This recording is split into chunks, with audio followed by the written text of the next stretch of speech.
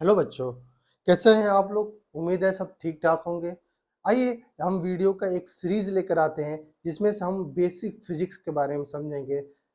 Actually हमने BSc physics start किया है ग्रेजुएशन लेवल के लिए, लेकिन छोटे छोटे क्लिप हम लोग बनाएंगे जिसमें हमें बेसिक फिजिक्स को क्लियर करना है, क्योंकि हाई लेवल के फिजिक्स पढ़ने के साथ साथ हमें बेसिक फिजिक्स पे काफ़ी कंफ्यूजन हो जाता है कभी कभी। इसलिए हम एक सीरीज लेकर आए हैं जिसमें से हम बेसिक फिजिक्स पढ़ेंगे। तो स्टार्ट करते हैं मैकेनिक्स पे। तो मैकेनिक्स में जो पहला टॉपिक होगा, फोर्स। फोर्स क्या होता है? ये फोर्स हम अक्सर करके सुनते हैं कि इतना फोर्स लगा दिया, हम तुम्हारे ऊपर इतना फोर्स लगाएंगे, लेकिन फोर्स का एक्चुअल मतलब क्या होता है ये किसी को नहीं पता होता है। तो आइए हम लोग समझते हैं फोर्स क्या होता है। देखिए, फोर्स को हिंदी में कहते हैं बल।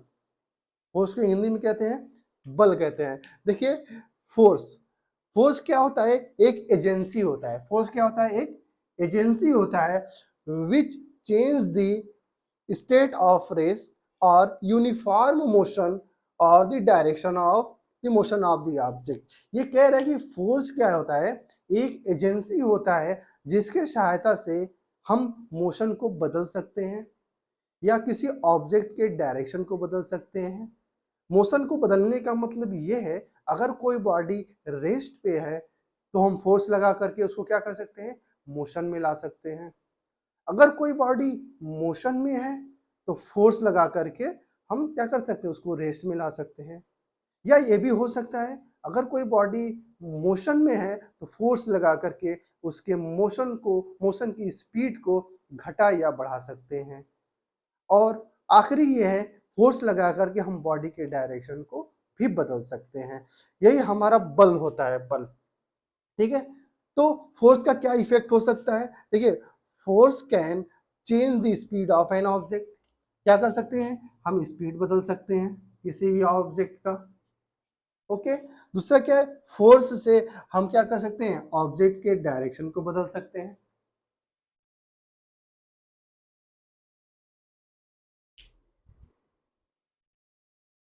ठीक है। और ये क्या हो सकता है?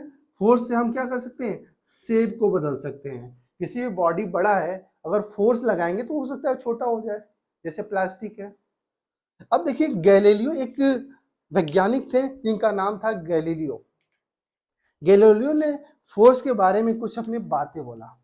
तो आइए हम समझते हैं कि गैलीलियो ने क्या बोला था फोर्स के बारे में। देखिए, a body moving with a certain speed along a straight line, a straight path will continue to move with some speed along the straight path in the external force, in the absence of external force। ये कह रहा है कि अगर कोई body किसी straight path पे move कर रहा है, जिस स्पीड से वो मूव कर रहा है वो उसी स्पीड से मूव करता रहेगा। कब तक? जब तक कि हमें कोई भी फोर्स न लगाएं ऊपर से। मतलब अगर हम फोर्स नहीं लगाएंगे तो उसके मूवमेंट का जो स्पीड है हर जगह सेम होगा। अगर 30 किलोमीटर पर आवर के स्पीड से मूव कर रहा है, वो 30 किलोमीटर पर आवर से ही मूव करता रहेगा। जब तक तब कब तक करेगा? जब तक कि हम कोई एक्सटर्नल फोर्स लगाएं। अगर कोई बॉडी मूव कर रहा है और समय के साथ साथ उसकी स्पीड में चेंजेस आ रहे हैं, तो गैलीलियो के हिसाब से उसमें कहीं ना कहीं फोर्स लग रहा है। अगर हम जमीन पे कोई कोई बॉल को फेंक देते हैं टाइल्स पे या फर्श पे, तो बॉल आगे जाके धीरे धीरे स्पीड कम होते होते रुक जाता है। तो आप कहेंगे कि वहां पर तो कोई फोर्स लगा नहीं है, बॉल कैसे रुक गया है? तो वहां पर भी फोर्स लगता है, क्योंकि हमारे टाइल्स पे फ्रिक्शंस होते हैं। टाइल्स पे कम फ्रिक्शंस होते हैं, लेकिन फ्रिक्शंस होते हैं। उस फ्रिक्शन की वजह से हमारा स्पीड क्या होता है? धीरे धीरे धीरे धीरे कम होने लगता है। तो दोस्तों, यही था फोर्स का एक डिफिनीशन। ये बहुत ही बेसिक और सिंपल डिफिनीशन है। आगे हम और भी अच्छे अच्छे डिफिनीशंस पढ़ेंगे।